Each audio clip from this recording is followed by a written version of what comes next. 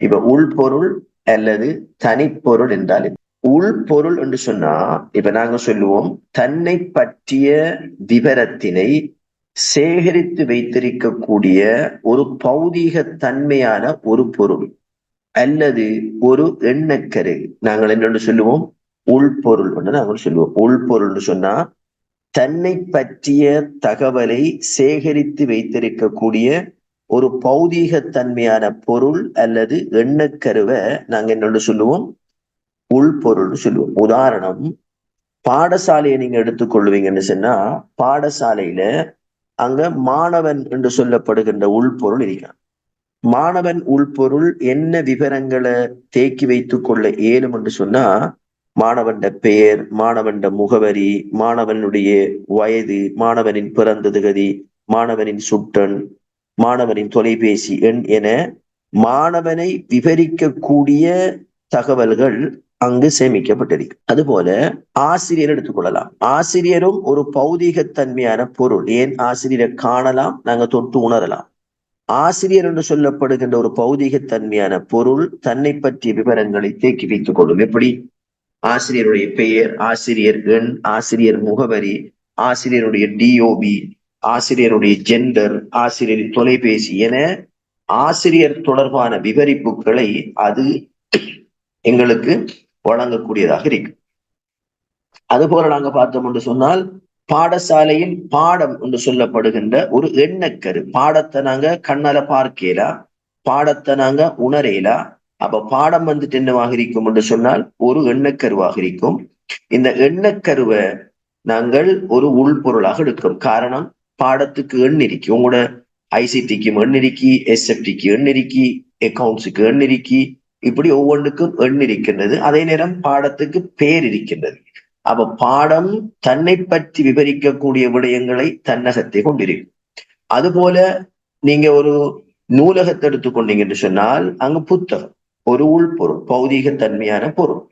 அது தன்னை பற்றிய விவரங்கள் என்ன செய்யும் கொண்டிருக்கும். எப்படி?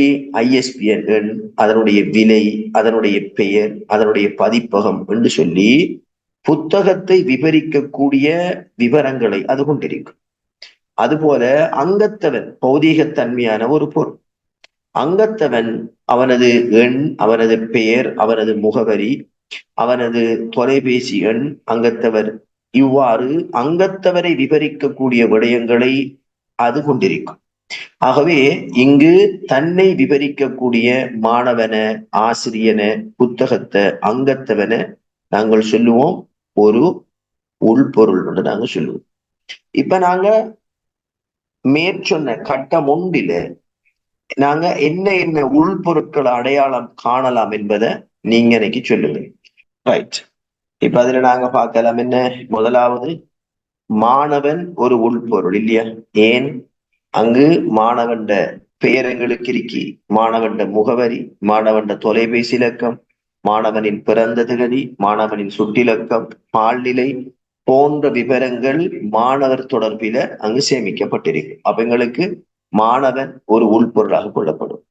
இரண்டாவது நாங்கள் பார்க்கலாம், பாதுகாவலர் எங்களுக்கு ஒரு உள்பொருள். ஏன்? பாதுகாவலர் தொடர்பான விவரங்களான பெயர், முகவரி, தொலைபேசி இலக்கம், உறவு முறை என்ன எங்களுக்கு இருக்கும்ல. அது போல நாங்கள் பார்த்தோம் என்று சொன்னால் விளையாட்டும் எங்களுக்கு என்னவாக வரும்? ஒரு உள்பொருளாக வரும். இந்த பாதுகாவலரும் மாணவரும் பௌதீகத்தன்மையானது.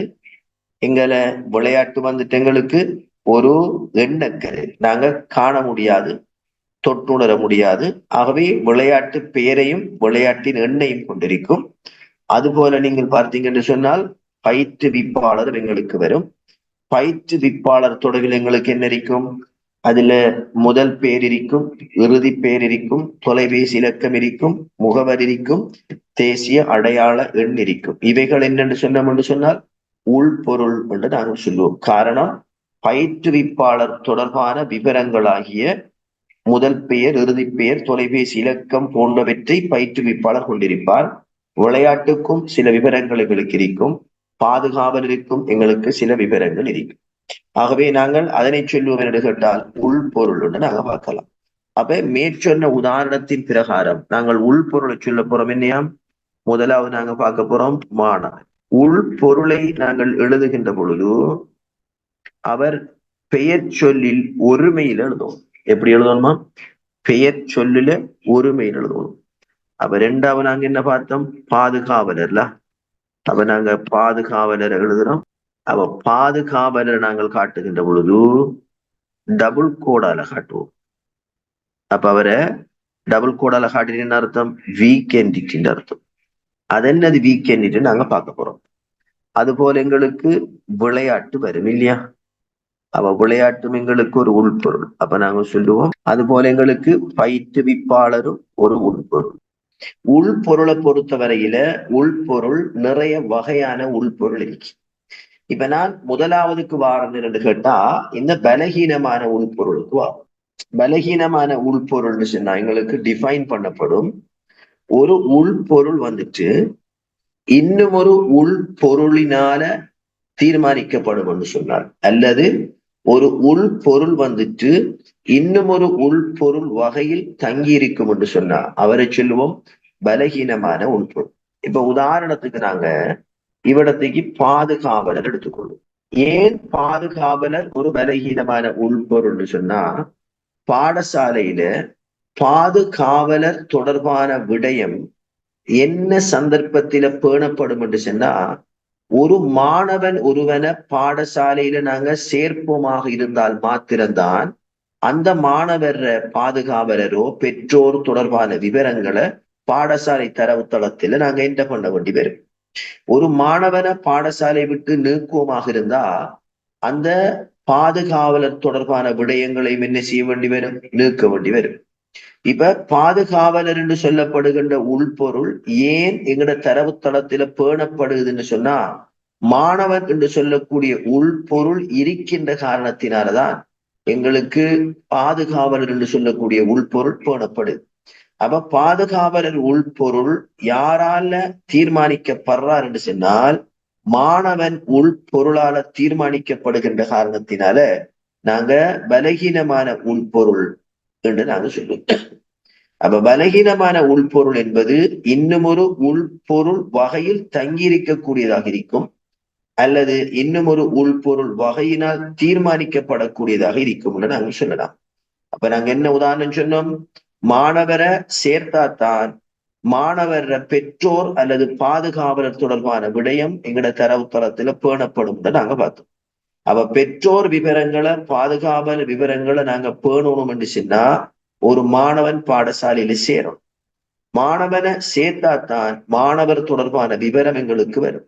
மாணவரை சேர்க்காத நிலையில மாணவர் பெற்றோர் தொடர்பான விவரங்கள் ஒரு சந்தர்ப்பத்திலும் தரவுத்தளத்தில பேணப்படாது. அதனால நாங்க சொல்லுவோம் பாதுகாவலர் ஒரு பலகீனமான உள்பொருள். அடுத்த நாங்க பார்க்கலாம் உறுதியான உள்பொருள். உறுதியான உள்பொருள்னு சொன்னா ஏனைய உள்பொருள் வகைகளை விட்டும் சுதந்திரமாக இருக்கக்கூடியது. உதாரணத்துக்கு மாணவன் எடுங்க. இப்ப மாணவன் என்று சொல்லப்படுகின்ற உள்பொருள் எந்த உள்பொருள் வாரத்தாலேயோ எந்த பொருளை நீக்கிறத்தாலேயோ அதனால பாதிப்பு வராது. மாணவன் உள்பொருள் விரும்பினா உள்ளுக்கு வரலாம், மாணவன் உள்பொருள் விரும்பினா வெளியாகலாம். வேறு எந்த உள்பொருட்களின் மீதும் மாணவன் உள்பொருள் தங்கி இல்லை. அப்ப மாணவன் உள்பொருள பெறுமதி எங்களுக்கு சுதந்திரமானதாக இருக்கும். அது போல நீங்க விளையாட்டு எடுங்க. விளையாட்டு உள்பொருள் வேறு எந்த உள்பொருளையும் எங்களுக்கு என்ன இல்லை தங்கி இல்லை. அப்ப அவரை நாங்க சொல்லுவோம் என்று கேட்டால் ஒரு உறுதியான அல்லது ஒழுங்கான உள்பொருள் ஒன்று நாங்க சொல்லுவோம். அடுத்த நாங்க பார்க்கலாம் என்னென்றால் அடுத்த நான் வாரன் என்று கேட்டால் உரிமையாளர் அடையாளம் உள்ள உள்பொருள்.